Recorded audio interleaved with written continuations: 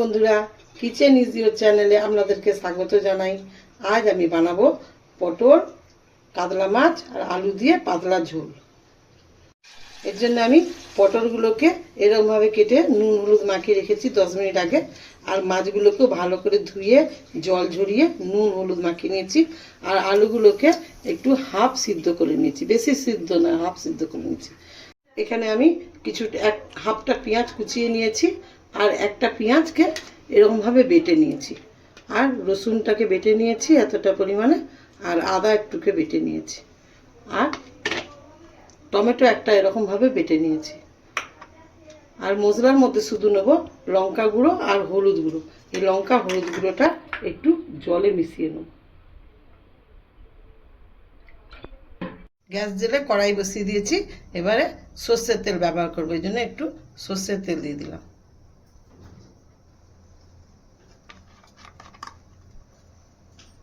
তেল গরম হয়ে গেছে।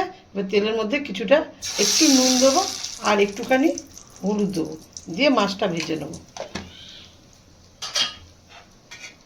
সব মাছগুলো ভেজে নেব।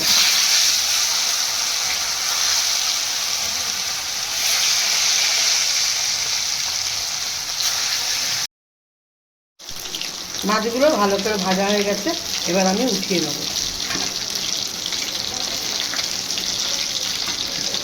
ওই মাছ ভাজার তেলেই আর একটু তেল দিয়ে দেবো। তেলটা গরম হয়ে গেলে পটলগুলো ছেড়ে দেবো।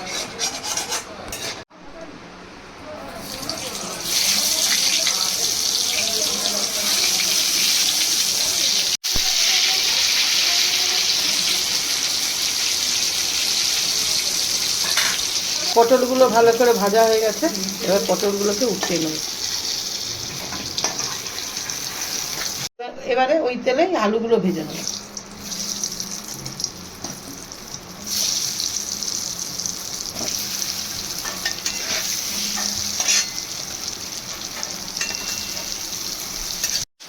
আলুগুলো ভাজা ভাজা হয়ে গেছে, এবার আলুগুলোকে উঠিয়ে নেব।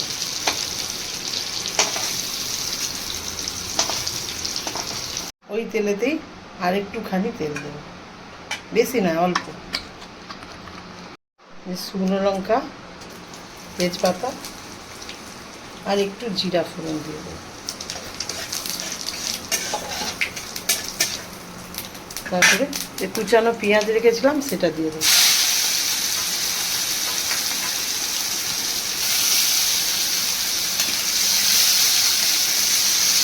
গ্যাসটা কমিয়ে কমিয়ে ভাজবো। লাল লাল করে ভাজা হয়ে গেছে, এবারে পেঁয়াজ বাটাটা দেবো, দিয়ে কিছুক্ষণ জল দিয়ে দিয়ে ভাজবো।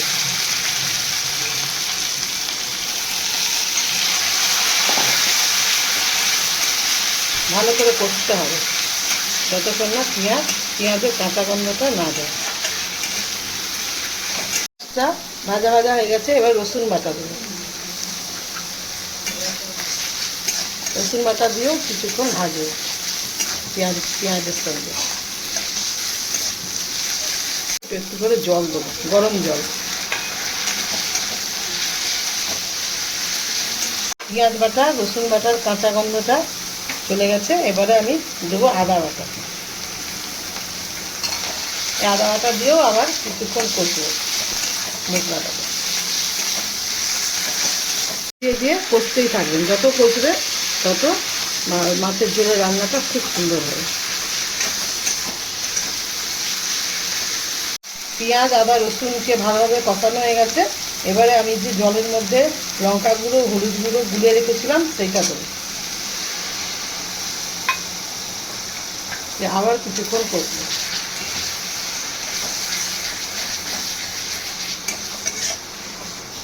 শুকনো মশলাটা দিলে পুড়ে যাওয়ার চান্স থাকে, তাই একটু জলে ভিজিয়ে দিলাম।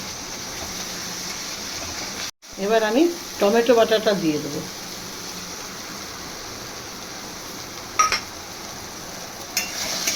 খুব কম পরিমাণে মশলা দিতে হবে।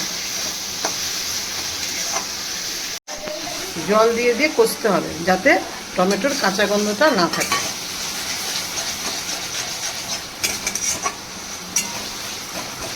মশলাটা থেকে দেখুন কেমন তেল ছেড়ে গেছে। এবার আমি আলুগুলো দিয়ে দেবো।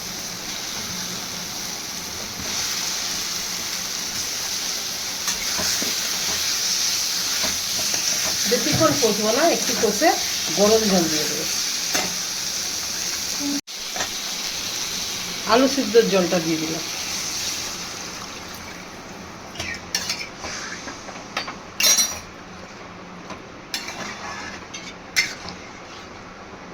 আর একটু গরম জল দিয়ে দিলাম। আলু সিদ্ধর জলটা একটু গরম করে নিয়েছিলাম, অনেকক্ষণ আগে আলু সিদ্ধটা হয়েছে না, এই জন্য জলটা ঠান্ডা হয়ে গেছে। এবার ঝোলটা ফুটলে দেখাচ্ছি আমাদেরকে। এটা ফুটে উঠেছে, এবার আমি ঢাকা খুলব। দেখুন কত পাতলা হয়েছে। এবার আমি পটলগুলো দিয়ে দেবো, তার সঙ্গে দুটো কাঁচা লঙ্কা থেতো করে রেখেছি, এগুলো দিয়ে দেবো। পটল দেওয়ার পরে একটু ফুটে ওঠার পরে মাছগুলো দেবো, একটু ঢাকা দিয়ে দেবো। এবার আমি ঢাকা খুলে মাছগুলো দিয়ে দিই, ভাজা মাছগুলো দিয়ে দিই।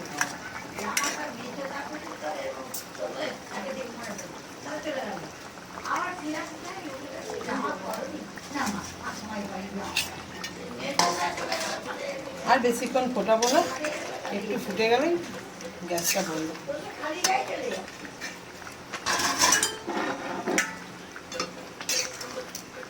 দেখুন কত পাতলা হয়েছে ঝোলটা।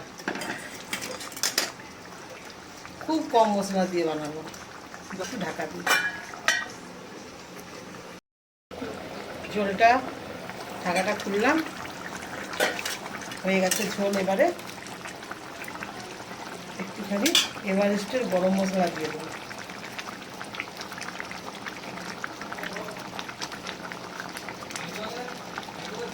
গ্যাসটা বন্ধ করে 5 মিনিট ঢাকা দিয়ে রাখবো, দিয়ে আপনাদেরকে দেখাচ্ছি। এবার আমি ঢাকাটা খুলে দেখাচ্ছি।